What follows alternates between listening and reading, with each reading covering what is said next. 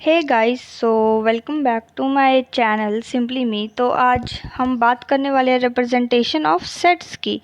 Right, तो हम पिछली वीडियो में सेट्स की जो इंट्रोडक्शन है वो कर चुके हैं कि सेट्स क्या होते हैं, कैसे दिखते हैं।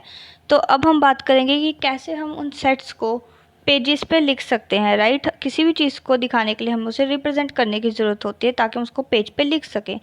तो अब हम देखते हैं कि सेट्स को कैसे लिखा जाता है। तो सेट के जो सिंबल्स होते हैं वो होते हैं कैपिटल लेटर्स। राइट, तो कैपिटल लेटर्स के थ्रू हम दिखा सकते हैं किसी सेट को। उस सेट का नाम ABCD कुछ भी हो सकता है अकॉर्डिंग टू योर नीड, या जैसा भी आप नाम रखना चाहते हैं। उसके बाद आते हैं एलिमेंट्स ऑफ सेट्स। तो सेट्स के एलिमेंट्स होते हैं बेसिकली जो सेट के अंदर पाई जाने वाली चीज़ें होती हैं, उनको हम ABC स्मॉल ABC से रिप्रेजेंट करते हैं।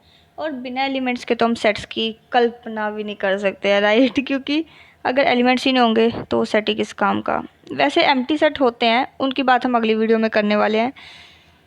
तो चलिए, अब हमने सेट्स का देख ही लिया है कि कैसे उनको ABCD के थ्रू दिखाया जाता है, स्मॉल लेटर्स के थ्रू।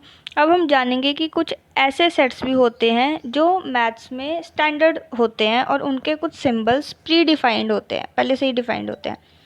राइट, तो ये सारे सेट्स होते हैं, और भी होते हैं, but basically we are going and focus थोड़ा टेढ़ा बेढ़ा जा रहा है, तो सॉरी फॉर दैट। अगेन हम आते हैं नेचुरल नंबर्स पे। तो नेचुरल नंबर बेसिकली होते हैं 1 2 3 4 5 या 1 3 5। जैसे कि हम बात करते हैं 4 बॉल्स या 100 चिल्ड्रंस, तो जिन नंबर्स का यूज़ हम काउंटिंग के लिए करते हैं उनको नेचुरल नंबर कहा जाता है। और उस सेट को हम N से रिप्रेजेंट करते हैं, कैपिटल N से रिप्रेजेंट करते हैं। और ये उसके बाद जो आते हैं इंटीजर्स। इंटीजर्स क्या होते हैं बेसिकली?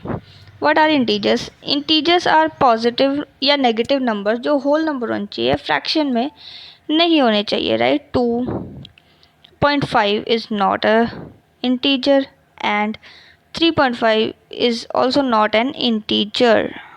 Got it? और फोकस के लिए सॉरी, बहुत ही हाई क्लास कैमरा है मेरा। I improve, surely improve. उसके बाद आते हैं रियल नंबर्स, जिसमें बेसिकली ओइटा यानी कि √-1 ना हो। Now these are called complex numbers.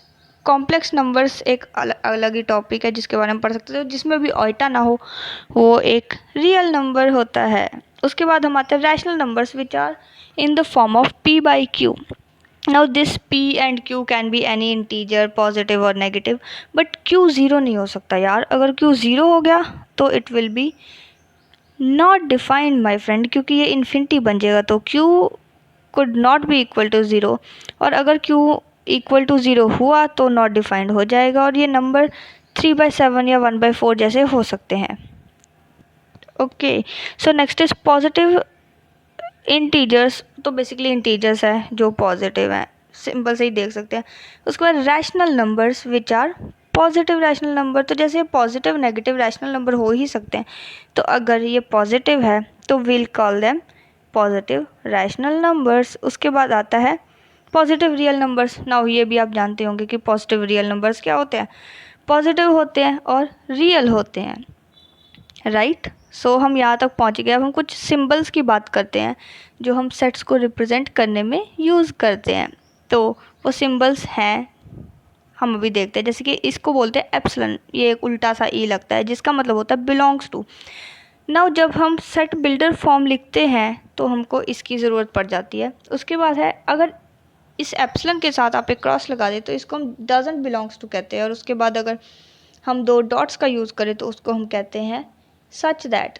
अब इसका यूज़ तो हम तभी देखेंगे जब हम सेट्स बनाएंगे। राइट, ओके, तो सेट्स को 2 तरह के फॉर्म में रिप्रेजेंट किया जाता है, roster form and set builder form.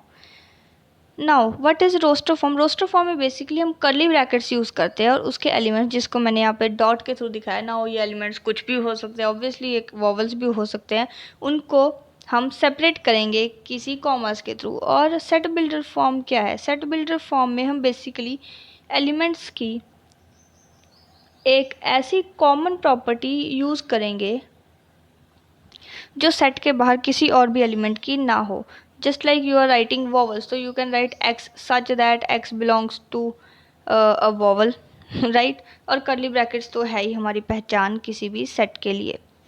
उसके बाद हम रोस्टर फॉर्म की कोई एग्जांपल देख लेते हैं, राइट। तो मैं अभी एक यहाँ पे क्वेश्चन लिखती हूँ, उसके हम एग्जांपल देखते हैं। जैसे right the set of all positive even numbers.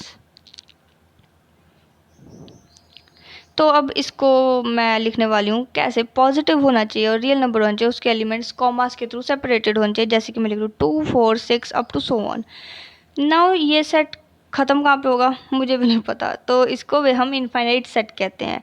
और इसको हम अगली वीडियो में पढ़ेंगे जब हम सेट्स के कुछ टाइप्स देखेंगे और कि रिप्रेजेंट करना सीख लिया। अब देखते हैं किस किस प्रकार के होते हैं, भिन्न भिन्न प्रकार के हम कुछ सेट्स देखने वाले हैं आगे,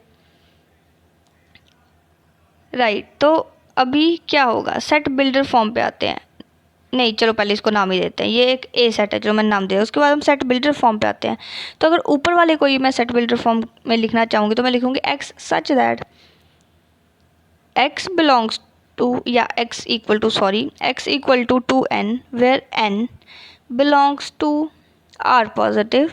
n जो है वो आर पॉजिटिव से बिलोंग करता है and n is greater than 0। Now अब मुझे क्या पता ये ऊपर वाले की रिप्रेजेंटेशन है, भाई मुझे दिखाओ कैसे। तो अब हम इसमें n की वैल्यूज़ पुट करते हैं।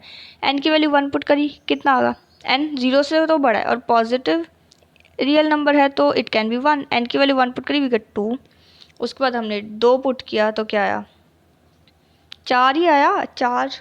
उसके बाद आगे ये चलता जाएगा तो हम देख सकते हैं कि ये जो ऊपर वाला सेट है ये खोल के लिखा गया है और ये जो नीचे वाला सेट है इसको हमने एक तरह का कंपाइल कर दिया है। अब हम इस क्वेश्चन का आंसर करते हैं।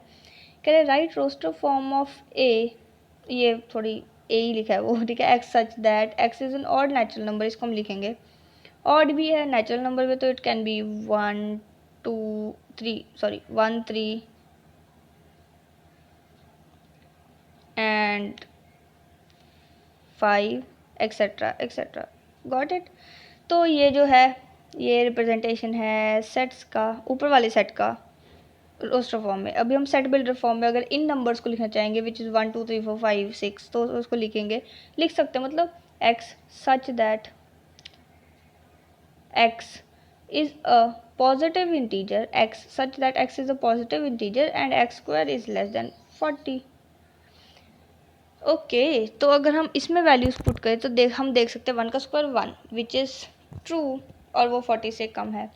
2 का स्क्वायर 4 40 से कम है, we can go with that, very good. उसके बाद 3 4 5 6 6 तक हम जा सकते हैं। 6 का स्क्वायर जो है वो 36 है, वो जो कि कम है 40 से। बट अगर हम 7 पे जाते हैं तो 49 40 से ज़्यादा होता है और ये हमारे रूल्स को वायलेट कर देगा। ये वो प्रॉपर्टी नहीं है जो ऊपर वाले एलिमेंट्स फॉलो कर रहे हैं और जो कि हमारे सेट की रिक्वायरमेंट है। तो this element 7 can't be a set. तो सेट बिल्डर फॉर्म, और अब ये नीचे आ रहा पेज, हाँ। तो सेट बिल्डर फॉर्म और रोस्टर फॉर्म दो तरह की फॉर्म्स है जिससे हम सेट को रिप्रेजेंट कर सकते हैं।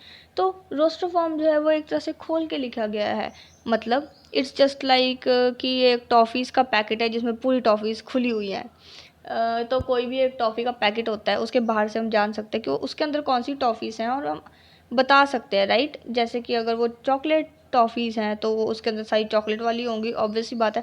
तो उनको खोल के रख दिया गया है, तो ये रोस्टर फॉर्म है। और सेट बिल्डर फॉर्म भी उसी से बनती है, बस ये एक तरह से गागर में सागर बनना है, राइट। मतलब हम एक प्रॉपर्टी के थ्रू उसको दिखा सकते हैं सेट को कि ये बाहर से पैकेट देखो, तुम्हें पता लग जाएगा इसके अंदर सेट्स कौन से, तुम अज्यूम कर सकते हो।